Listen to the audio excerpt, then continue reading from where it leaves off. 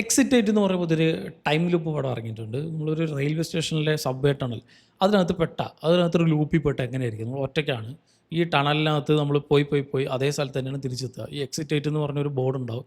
ഈ ഒരു സബ്വേ കൂടെ കയറി ഇറങ്ങിയതും പിന്നെ അവിടെ തന്നെ തിരിച്ചെത്തും. അതിൽ നിന്ന് പുറത്തേക്ക് ഇറങ്ങാനുള്ള വഴി ക്ലൂസ് അതിൽ തന്നെ ഉണ്ട്. അത് പക്ഷേ അത്ര പെട്ടെന്നൊന്നും കിട്ടില്ല, അത്ര എവിഡൻ്റ് ആയിട്ടൊന്നും വെച്ചിട്ടുണ്ടാവില്ല. ചെറിയ മൈന്യൂട്ടായിട്ടുള്ള കാര്യങ്ങളായിരിക്കും.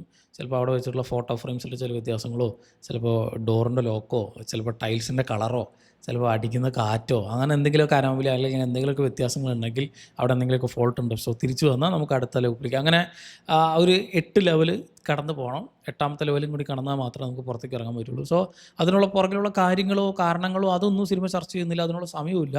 ഇതിനകത്ത് ഈ ഒരു ക്യാരക്ടർ പെട്ടിട്ട് ഈ ഓരോ കാര്യങ്ങളും ഈ ഒരു ക്യാരക്ടർ സോൾവ് ചെയ്യുന്നത് വഴി ഉള്ള ഒരു ലൈഫിൽ പാസ്റ്റിൽ ചെറിയൊരു ഇഷ്യൂസൊക്കെ ഈ ഒരു ക്യാരക്ടറുണ്ട്. അതൊക്കെ ഇങ്ങനെ സോൾവ് ചെയ്ത് വെറുതെ ഒരു സാധനം വെക്കുകയല്ലാതെ ആ ഒരു പ്രോപ്പർ ക്യാരക്ടർ ആർക്കും കൂടി കംപ്ലീറ്റ് ചെയ്ത് പോകുന്നൊരു നല്ലൊരു പടമായിട്ട് എനിക്ക് ഫീൽ ചെയ്തു. ഒരു ചെറിയ പടമാണ്, ഒരു 1.5 മണിക്കൂർ മാത്രമേ ഉള്ളൂ. ഇതൊരു ഗെയിം ബേസ്ഡ് പടമാണ്. ഇപ്പം ഗെയിമിൽ എനിക്ക് തോന്നുന്നു ഇത്രയധികം ഒരു പക്ഷേ ക്യാരക്ടർ ആർക്ക് കൂടുതലായിട്ട് ഫോക്കസ് ചെയ്തിട്ടുണ്ടാവില്ല. ആ ഒരു സ്റ്റോറി അല്ലെങ്കിൽ ആ ഒരു ഗെയിം ഇങ്ങനെ കംപ്ലീറ്റ് ചെയ്യണമെന്ന് മാത്രമേ ഉണ്ടാവും. ഗെയിം ഞാൻ കളിച്ചിട്ടില്ല, പക്ഷേ പടം എനിക്കിഷ്ടമായി. ചെറിയൊരു കോൺസെപ്റ്റിനെ എടുത്ത് നല്ല രീതിയിൽ എക്സിക്യൂട്ട് ചെയ്തിട്ടുള്ളൊരു പടം. ഈ പറഞ്ഞ പോലെ നമുക്ക് ഇതിങ്ങനെ വലിപ്പിച്ചിട്ട് ബോറടിപ്പിക്കാൻ പറ്റുന്ന കുറേ സാധനങ്ങൾ സിനിമയിലുണ്ടായിരുന്നു. പക്ഷേ അവർ ഇങ്ങനെ വലിപ്പിക്കാതെ വളരെ മിനിമൽ ടൈമും കൊണ്ട് അവരുള്ള സാധനങ്ങളിങ്ങനെ സ്റ്റാക്ക് ചെയ്ത് വെച്ച് നമുക്ക് ഇനീഷ്യലി നമുക്കൊരു പോയിന്റ് എത്തിക്കഴിയുമ്പോൾ നമുക്ക് സാച്ചുറേറ്റ് ആവും. കാരണം നമ്മൾ ഈ സാധനങ്ങൾ കണ്ട് അപ്പോൾ ഈ ഒരു ക്യാരക്ടർ ഇത് കണ്ടുപിടിച്ചു. പിന്നെ നമ്മളിപ്പോൾ ഗെയിം കളിക്കില്ല, അതുപോലെ തന്നെ ഒരു പോയിന്റ് എത്തിക്കഴിഞ്ഞാൽ നമുക്ക് ഏകദേശം ഒരു ലെവലിലാവും നമ്മൾ. അത് കഴിഞ്ഞിട്ട് നമുക്ക് പിന്നെ ഗെയിം ഈസി ആവും, നമ്മൾ ഒരു തരത്തിലും കംപ്ലീറ്റ് ചെയ്യാൻ നോക്കും.